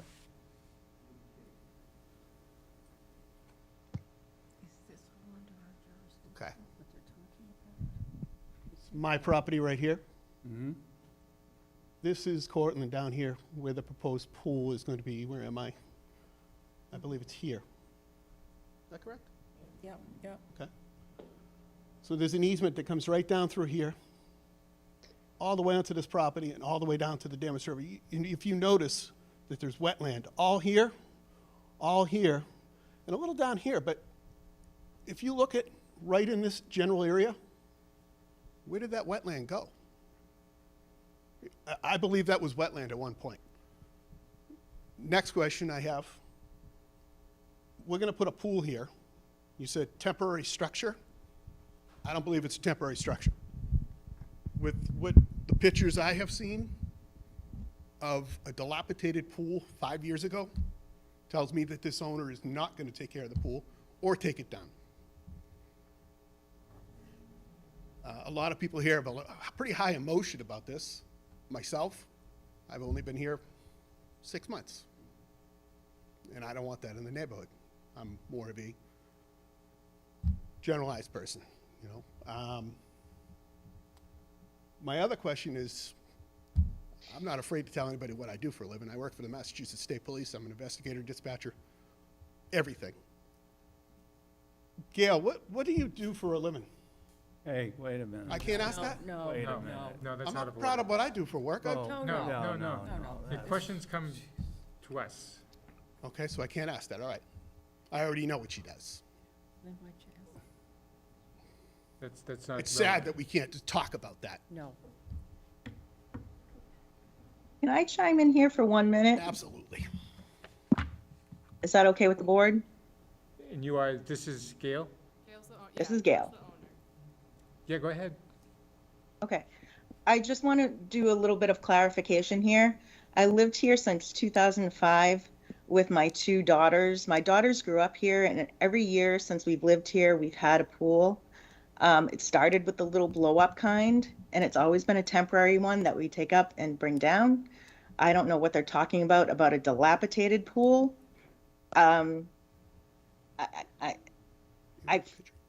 You guys are saying that you're beside yourself and you can't talk. I can't believe what I'm hearing right now. Because you don't know me. I've lived here with my parents. My father just passed away in April. And this was when my husband decided to surprise me by actually leveling the pool and making it permanent. He didn't understand what goes into this, regrettably, because we would have gone about it the right way. Had I known he was doing that, because I hadn't gone about this and having the yard leveled because I don't have $5,000 to put toward that. Now, with my father's passing, I'm spending money from his, that he's left me to do this survey for $5,000 so we can make this right. And I would have made this right had I had the money to begin with, because I don't know anybody who needs a permit to put a pool up. I know it's required in Danvers, but if you look around, how many people actually have a pool permit? I mean, I'm fine to follow the rules. I admit that it was gone about the wrong way, and I'm doing whatever I can do to make this work. If Brandon, that picture that you showed, showing my yard flooded, where you said my pool was going, my pool is not going in that easement, it's along the edge of it. And you just showed your yard and all of your yard waste and fallen trees that you've been dumping into the wetland, which exists on your property. So if there's anything affecting the flow of water, it's you dumping into your yard and clearing your yard of vegetation. We just have a drainage easement that has always been lawn since we purchased this property. And all we want to do is put up a pool so that we can enjoy it. And there's three in-ground pools on our street that have been there since day one. I didn't think I needed to notify my neighbors if I was going to put up an above-ground pool. People do this every day. It's on my property. It doesn't affect the flow of the wetland. I'm in a drainage easement. And I'm following the rules of the drainage easement now. We're making sure we're doing this right. So. Okay, we're just getting into a negativity contest here, and I want to avoid yeah. that. So I think I just too. want to steer the discussion back to what needs to be done to make this right as far as the wetlands are concerned. So, I'm sorry if I'm cutting you off, Yes, sir. Is there anyone else who wants to make a comment before we decide how we're gonna proceed? Sir? Focus, focus, focus. Please on wetlands considerations, not complaining about neighbors' actions. My name's Jeff Martin. I grew up on 3 Meadow Lane in Danvers. My dad bought in 1959.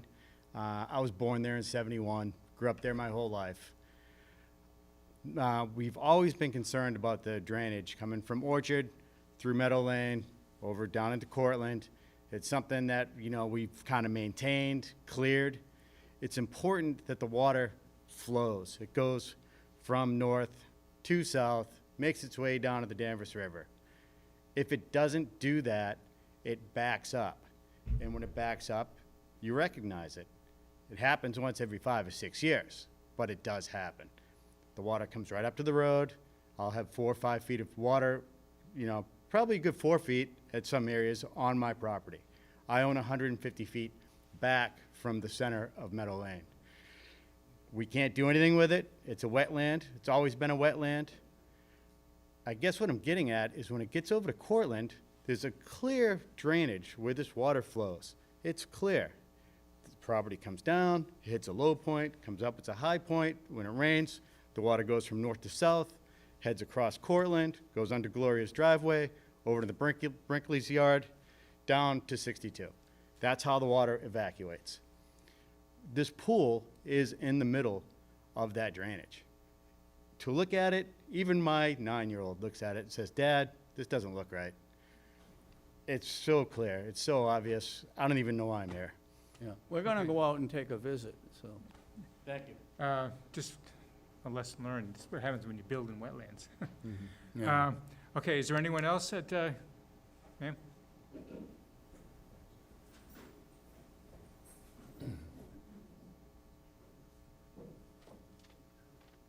Good evening, I'm Diane Brinkley. I live at 6 Cortland Road. And my Excuse me, issue, gentlemen? We have a speaker. my issue is, this is wetlands. This has been the way it's been in this neighborhood for as long as I've lived there, for 42 years. We can't take a tree down in our yard because it's wetlands. The woman that lives next door to me can't take a tree down because it's wetlands. This whole project was done illegally in my mind.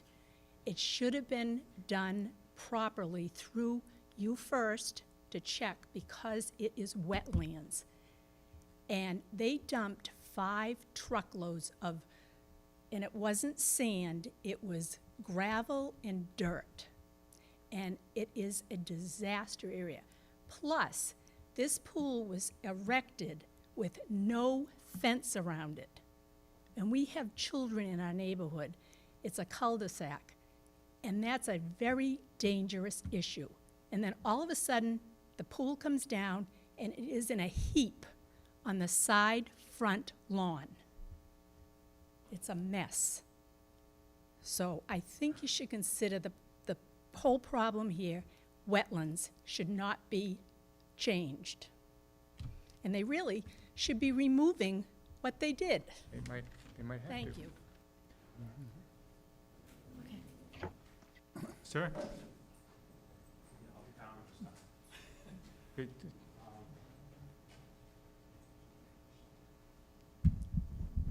So see my property on this area, this would be my house, and about 30 feet back, this is wetlands. So that's 5 Cortland there. I'm 76, so there's my house, and about 30 feet I have cleared vegetation. I have not built up the land. So that flows here and goes through the pipe underneath Gloria's driveway to the Brinkleys and down to the Danvers River. It is wetlands. It does pond right here, and it was doing it today, along the farmer's wall. So if you're putting fill in there, it's going to keep pushing it that way, pushing it my way. So my question is, okay, if they can do that, can I build up level with my, what is it, basement stairs, and go across and do that level so I could put in a patio? What is that gonna do? That's gonna dam this up even more, and it's gonna create more water going through Gloria's driveway. I wouldn't do that to Gloria, and I understand,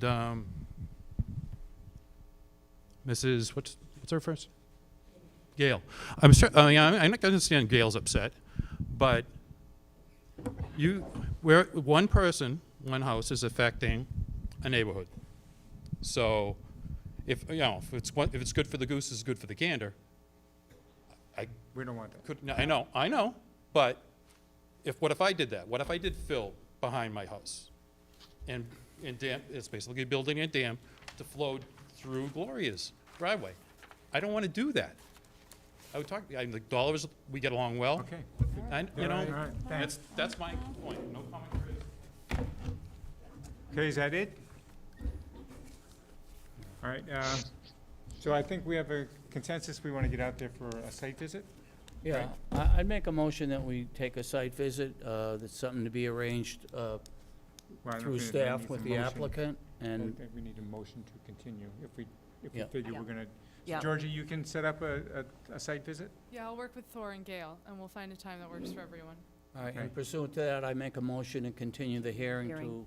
to, is the next date good in, would that I'm work? sorry, I had asked them, Oh, just a question about the site visit. I just wanted to know, is there a way when you're in a site visit to determine what dirt has been dumped? And I what don't know. dirt is- There'll be We a don't very know. thorough review of the site, and we'll Okay. talk to, That's about the. All right, so, I'm making a motion now, so I'm making a motion to continue to, is it October 13th? right. Get a second? I'll second the motion. Oh, I'm sorry. All in favor? Aye. Aye. Okay, so we will arrange a site visit, yes. and just for the neighbors, if we're on their property, let me just End of the finish. meeting, if you don't mind. If we're on the applicant's property, It's up the to, applicant has to invite you onto their property. So if we're on their property, you're not welcome to come over and participate in that. If there are issues and you want to do that, we probably could meet you separately on the Maybe road. they But would you have just a cannot be spokesman. in their yard, because we have to respect their rights of property ownership. we should all be good neighbors. Whether Regardless you of like what it or happens not. in the. Okay, so the Well, I motion feel been like- made and voted on. I feel like this shined a flashlight on their water problem for the whole neighborhood. Yeah. It was built on a wetland, so. Yeah. Okay, so that issue is closed. Yeah. And is yours question pertaining to the hearing? I just wanted to know if I was invited on the site visit. Okay. I can inquire from the homeowner if she's willing to have, the public on her property.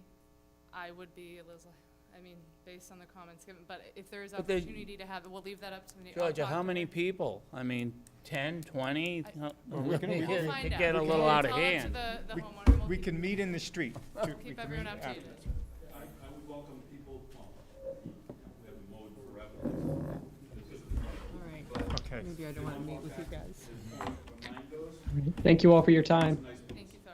Okay, Okay, Georgia has. Thank you, everyone. Company I boots. got my muck boots. And if Okay, anyone has so, questions, you can ask. Thank you all for coming and sharing your opinions. Thank you. George, is there any old or new business that we need to discuss? No, sir. Okay, entertain a motion to adjourn? I'm sorry. Oh, yes, let's adjourn. You gotta put that in the proper verbiage. Okay. I make a motion that we adjourn the public meeting of the Danvers Conservation Commission.